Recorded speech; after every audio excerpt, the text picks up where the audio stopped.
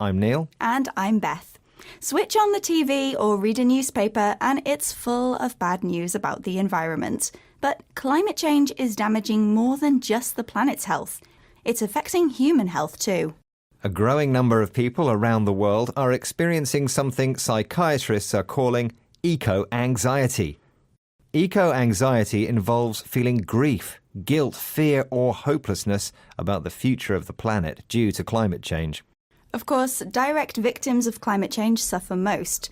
Flood survivors experience depression and anxiety, and people breathing polluted air are at a higher risk of dementia. But according to the Institute of Psychiatrists, just reading about the state of the planet in the news is causing stress and anxiety. In this programme on eco-anxiety, we'll be learning some useful vocabulary related to this worrying topic, and hopefully be hearing some happier environmental news as well. I hope so, Neil. With so much bad news, it's sometimes hard to feel optimistic about the future. Well, here's a question about some good climate news for a change. In Australia, an animal thought to be extinct has been spotted for the first time in over 50 years. But what is the animal? Is it A, a shark, B, a lizard, or C, a parrot?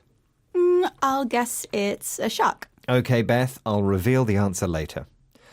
Unsurprisingly, many of those suffering from eco-anxiety are young people.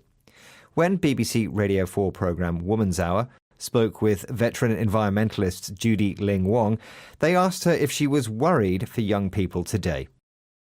I have tremendous compassion for them because what a mess we have left the world in, our generation and the generation before. But of course, the science is so advanced now. Very much in the past, the science would say, yes, we think we perhaps have this model and so on. Now we have the exact science. So it is an absolutely different ballgame. We actually know what to do now. It is about getting on with it. And the young people are the furthest ahead in this. They can see the future as theirs and they're impassioned to do something about it. Judy feels compassion, a strong feeling of sympathy for young people and the wish for them not to suffer.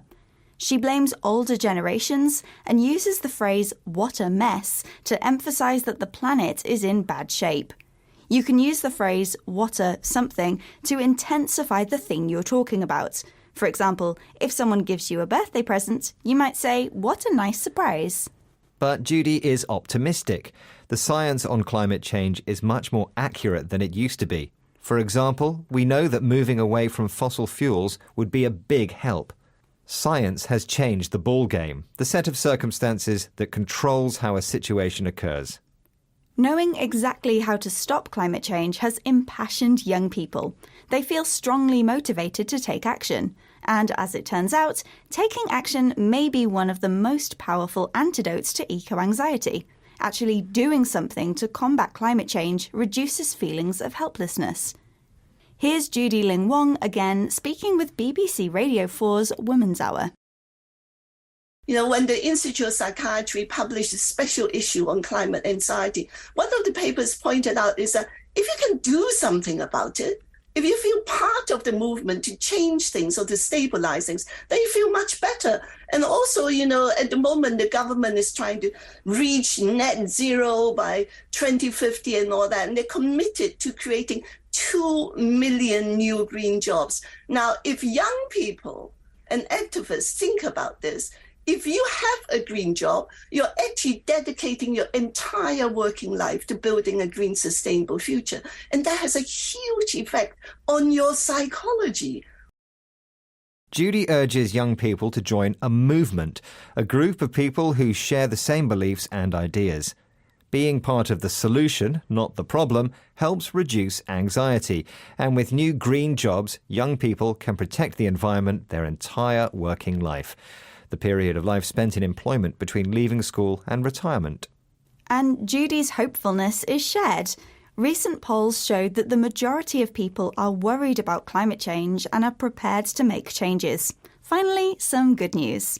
And speaking of good news, what was the answer to your question, Neil? I asked which extinct animal has recently been spotted in Australia. You guessed it was a shark, which was the wrong answer. Actually, it was a lizard, the earless grassland dragon, a native to East Australia that was last seen in the wild in 1969. OK, let's recap the vocabulary we've learned from this program on eco-anxiety, starting with compassion, a strong feeling of sympathy and the wish for people not to suffer. The phrase what a something is used to intensify the thing you're talking about. For example, what a mess, or what a nice surprise. The ball game refers to the set of circumstances that controls how a situation happens. If you're impassioned, you're emotionally motivated to do something. A movement is a group of people with the same beliefs, ideas, and aims. And finally, your working life is the period of life spent in employment between leaving school and retirement. Once again, our 6 minutes are up. Join us again next time here on 6 Minute English. Goodbye for now. Bye. 6 Minute English. From BBC Learning English. Hello, this is 6 Minute English from BBC Learning English. I'm Neil. And I'm Beth. Many of those leading the fight against climate change are young people who feel betrayed by politicians and adults. In survey after survey, children report feeling that they have no future, that humanity is doomed, and that governments are failing to act.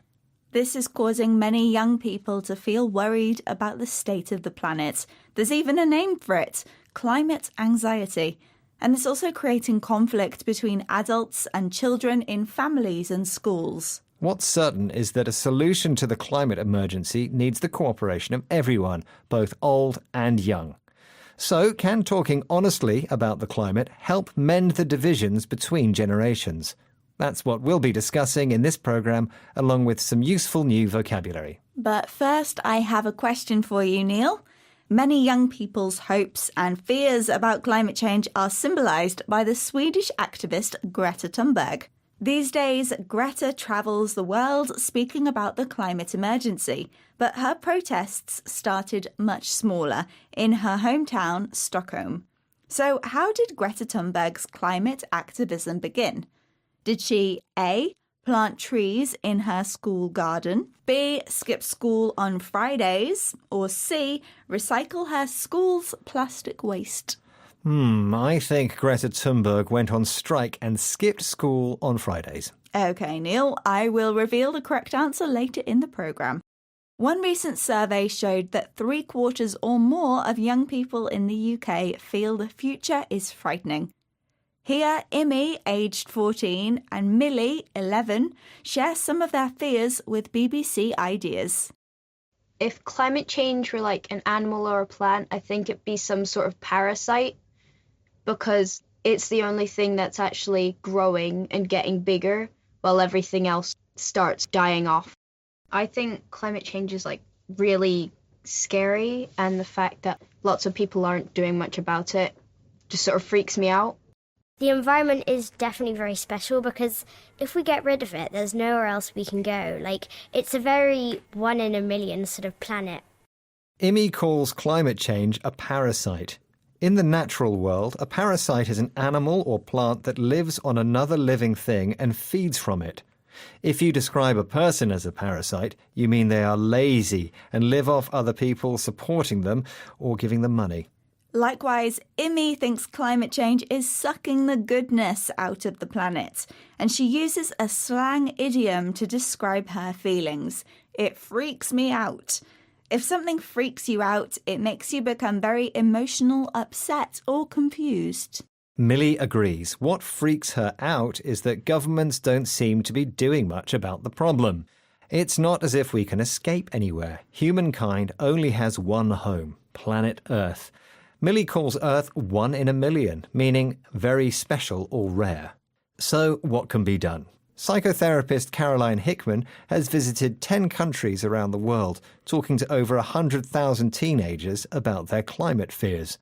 They told her about parents ignoring them when they wanted to discuss their feelings, and adults telling them, fixing the planet is your job now. Here she gives BBC Ideas some advice on discussing climate change with children. My advice to adults, parents, teachers is do not put it off, don't push it away, don't save it up and just have that big conversation. Talk about it regularly. That's crucial. And it's okay for you to say to your children, I don't have all the answers. We're not sure exactly how to deal with all of this, but let's find out together. Caroline's top tip is to discuss the climate crisis regularly, to talk with children about their climate fears and not put it off, not delay talking about it until later. Caroline also advises parents not to push it away, to choose to forget about or ignore the subject. A better response is to tell kids honestly, we don't have all the answers, but by sharing ideas, we can work things out together. A more hopeful message, and one that's shared by climate champion Greta Thunberg. Yes, and it's time to reveal the answer to my question. How did Greta Thunberg's climate activism begin, Neil? I said it was by skipping school on Fridays. Which was the correct answer. Greta started her school strike for climate in August 2018, before it was taken up by over 1.6 million school children from 125 countries around the world. OK, let's recap the vocabulary we've learnt from this programme, starting with climate anxiety, feeling worried, afraid or depressed because of climate change. A parasite is an animal or plant that feeds off another living thing. If something makes you feel very emotional or upset, you might say, it freaks me out. The idiom 1 in a million describes something which is extremely special, rare or unlikely. And finally, 2 phrasal verbs to finish with. To put something off, which means to delay doing it till later, and to push something away, which means to decide to forget about or ignore it. Once again, our 6 minutes are up. But remember to join us again soon for more trending topics and useful vocabulary here at 6 Minutes English. Goodbye for now. Goodbye. 6 Minute English. From BBC Learning English. Hello, this is 6 Minute English from BBC Learning English. I'm Neil. And I'm Sam. We're talking about the environment in this programme, specifically climate change. Now, Sam, what do you think is the biggest cause of climate change? An obvious answer would be that climate change is the result of carbon emissions caused by humans. It's about people's carbon footprint, the measurement of how much carbon dioxide is produced by someone's everyday activities. That makes sense. But recently, some scientists, especially in the West, have been focusing on another issue. The increasing number of people in the world, something known as overpopulation. In this programme, we'll be discussing the controversial link between overpopulation and climate change. And as usual, we'll be learning some new vocabulary as well. Sounds good, Neil. But first, I have a question for you. Over the last 100 years, within one lifetime, the world's population has soared. At the start of the 20th century, it was around 1.5 billion. But how many people are there in the world today? Is it A, 7 billion, B, 8 billion, or C, 9 billion? I'll say around 8 billion people live on the planet today. OK, Neil, I'll reveal the answer later in the programme. Since climate change is caused by human activities, it seems common sense that fewer people would mean lower carbon emissions. But in fact, the connection isn't so simple. Not everyone emits carbon equally, and people in the Western world produce far more than people in sub-Saharan Africa or Asia. Arvind Ravikumar is Professor of Climate Policy at the University of Texas. He's made the surprising calculation that an extra 2 billion people born in low-consuming countries would actually add very little to global carbon emissions. Here, Kate Lamble and Neil Rozelle, presenters of BBC World Service programme The Climate Question, discuss Professor Ravikumar's findings. What he's saying is kind of astonishing, right? 2 billion people is, to say the least, a lot. It's the combined population of Europe and Africa. He's crunched the numbers and found that an extra 2 billion low-income people, as defined by the World Bank, these are people without cars, without electricity often, would see global emissions rise by just 1.5%. Add 2 billion high-income earners, that's people with cars and power and all the mod cons, and Arvid reckons emissions would rise by more than 60%. So when it comes to climate change and population, where you were born matters. Professor Ravi Kumar made his discovery after crunching the numbers, an idiom meaning performing many mathematical calculations involving large amounts of data. He concluded that whereas 2 billion low-income people would increase carbon levels very little, 2 billion high-income people would increase it a lot. That's because high-income populations have mod cons, which is short for modern conveniences, technology and machines like cars, fridges and air conditioning that make life easier and more pleasant. According to this view, the real problem is not overpopulation, but overconsumption. Affluence, that's having lots of money and owning many things, has become a big factor in climate change. And that's true in poorer countries as well as richer ones. Listen to Rajesh Joshi, reporter for BBC World Service's The Climate Question, interviewing a rich Indian housewife, Priti Dagan, in her luxurious home in New Delhi. I need everything that I buy. You cannot be judgmental about anybody's needs. And I derive a lot of happiness out of being very, very drawn towards consumer things. And I love it. And I am not apologetic about it. So if I tell you that poor people have a smaller carbon footprint as compared to their richer counterparts, do you feel apologetic about it? So the brain says, yes, we should be apologetic about it, but the heart does not agree. Yes, poor can't afford lots of stuff, so their carbon imprint is small. But here, my heart wins over my brain because it gives me happiness. Priti does not feel apologetic about her shopping. She doesn't think that she should feel sorry. Shopping makes her happy and she lets her heart rule her head, an idiom meaning that you do something based on emotions rather than reason. Priti is being very honest.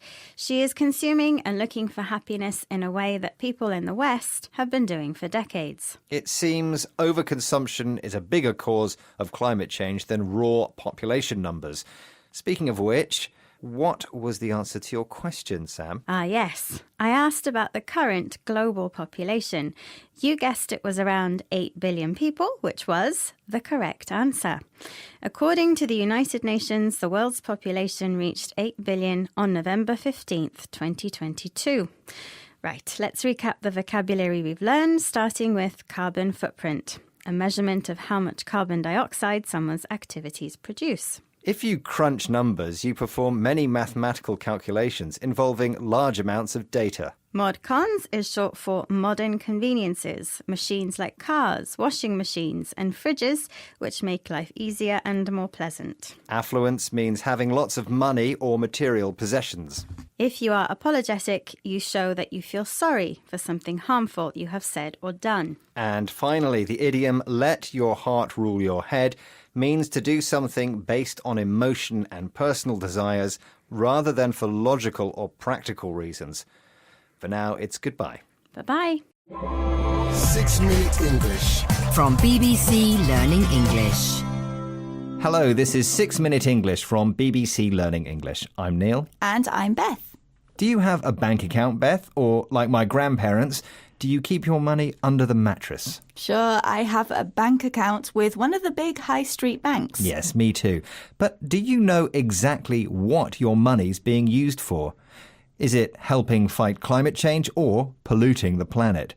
Our money doesn't just sit there in the bank. It's invested to fund other businesses, some of which are far from environmentally friendly. So, do you know if your money is funding dirty practices like oil drilling? No, I don't. I have to admit I'm very green about money.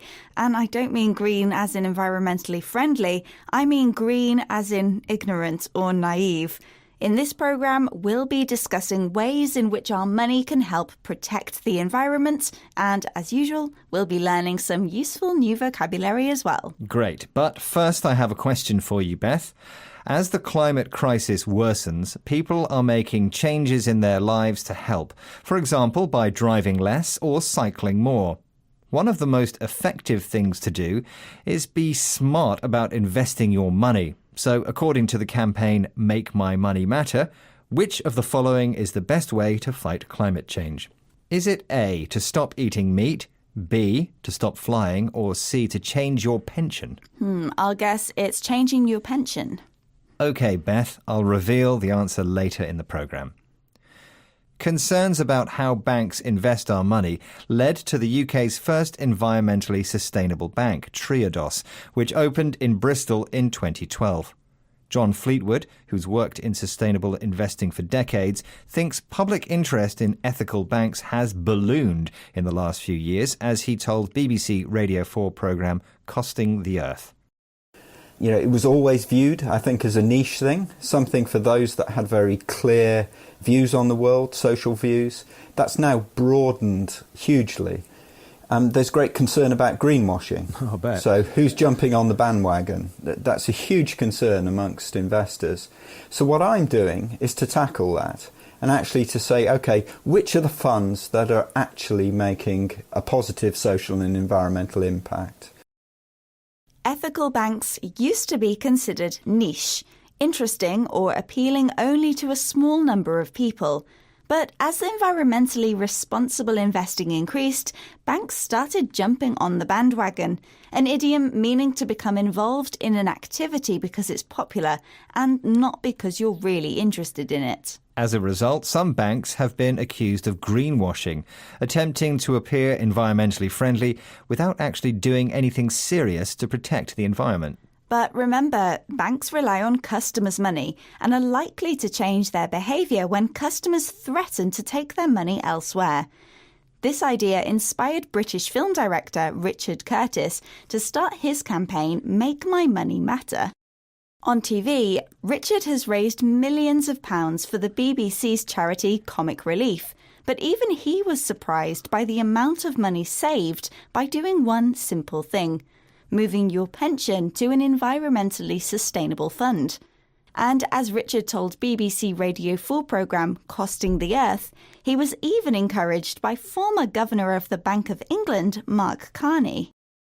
You know, when I started this, everyone said, well, you know, all the mechanisms and all the accounting and all the transparency isn't quite there yet. But Mark Carney said to me, go for it, because it will be. The more that people become interested, the more transparent companies will have to be, the more examples they'll give you of good things that you're investing in, so that, as it were, it will get better the more the spotlight is put on exactly what an ethical or sustainable pension is doing. The more people demand responsible pensions, the more banks need to be transparent, meaning open and honest about their investments. This, in turn, puts the spotlight on how pension funds are being used. For example, whether they support large oil corporations or renewable energy companies. To put the spotlight on something means to attract attention to it, usually to share information about something bad. Luckily, the customer is always right, and by managing our money ethically, we can all help a little. I think it's time to reveal the answer to your question about the most effective way to fight climate change, Neil. I said it was by moving your pension into ethical investments. Which was the correct answer. In fact, changing your pension is thought to be 21 times more effective than avoiding meat and stopping flying put together. OK, let's recap the vocabulary we've learned from this programme, starting with green, an adjective with several meanings, one of which is naive or inexperienced. A niche interest appeals only to a small number of people. Greenwashing describes attempts by a business to seem more environmentally friendly than they really are.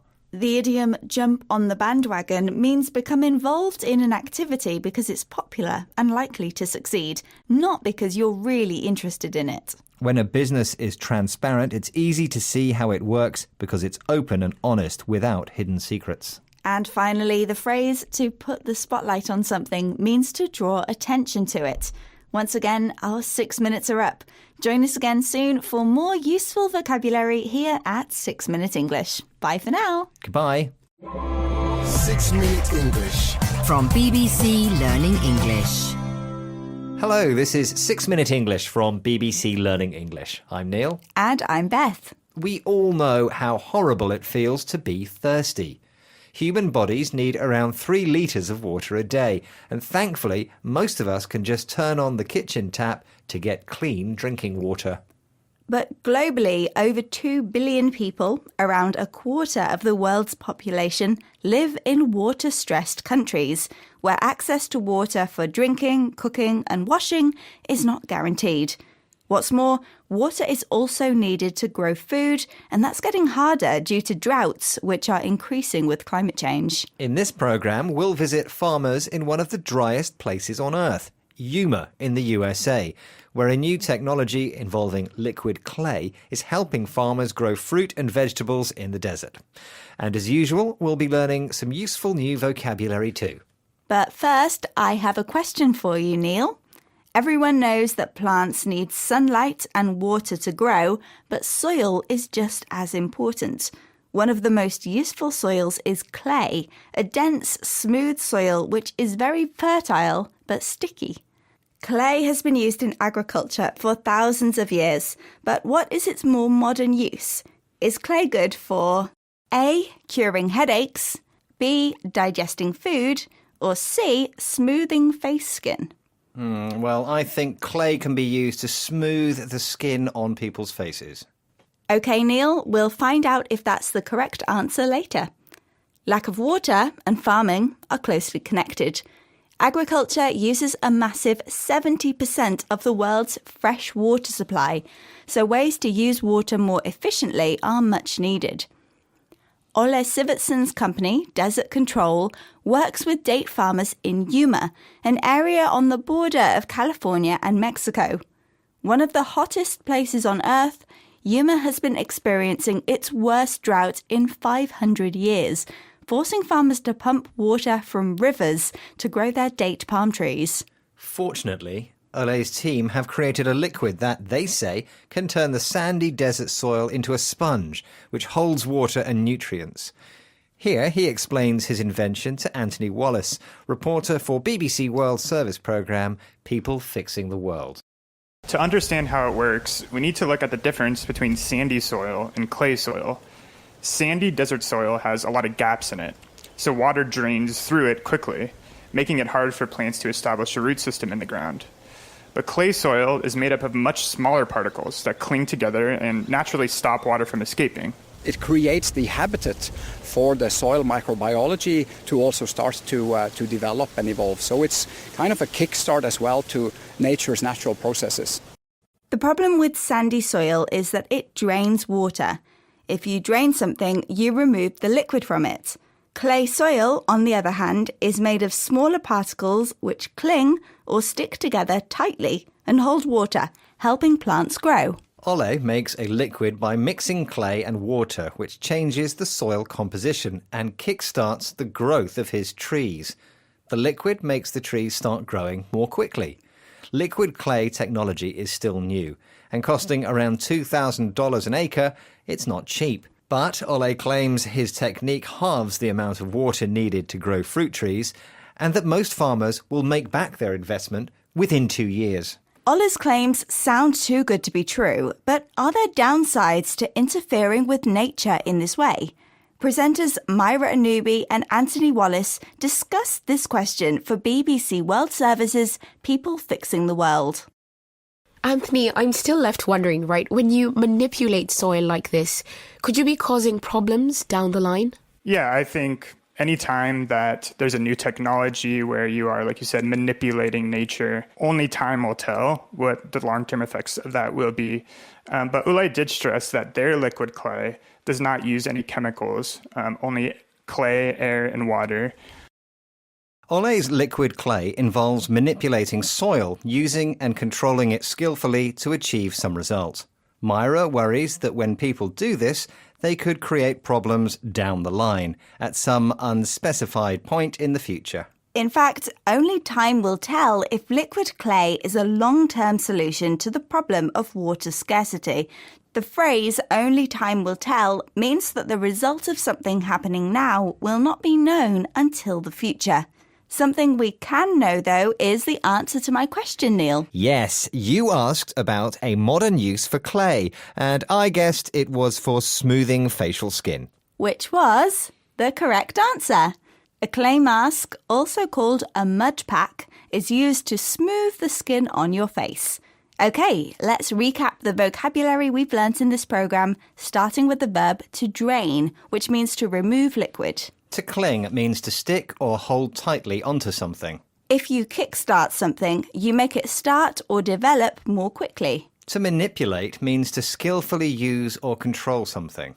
The phrase down the line means sometime in the future. And finally, the idiom only time will tell means that the truth about something happening now will only be known in the future. Once again, our 6 minutes are up, but remember to join us again next time for more trending topics and useful vocabulary here at 6 Minute English. Goodbye for now. Bye.